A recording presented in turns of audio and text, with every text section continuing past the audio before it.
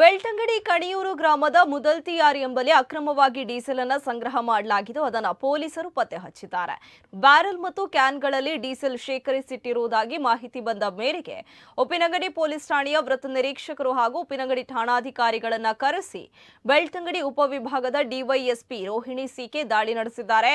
4,000 litre diesel ಸಂಗ್ರಹವನ್ನು ಪತ್ತೆ ಮಾಡಿದ್ದಾರೆ. ಇನ್ನು ಪೊಲೀಸರು ಕಣಿಯೂರು ನಿವಾಸಿಯೊಬ್ಬರ ಮನೆಯ ಸಮೀಪದ ಶೆಡ್ನಲ್ಲಿ ತಪಾಸಣೆ ನಡೆಸಿದಾಗ ಸುಮಾರು 200 ಲೀಟರ್ ಸಾಮರ್ಥ್ಯದ 20 ಬ್ಯಾರೆಲ್ ಹಾಗೂ ಸುಮಾರು 35 ಲೀಟರ್ ಸಾಮರ್ಥ್ಯದ 5 ಕ್ಯಾನ್ಗಳಲ್ಲಿ ಒಟ್ಟು ಸುಮಾರು 4,175 ಲೀಟರ್ ಡೀಸೆಲ್ ತುಂಬಿಟ್ಟಿರುವುದು ಕಂಡುಬಂದಿದೆ.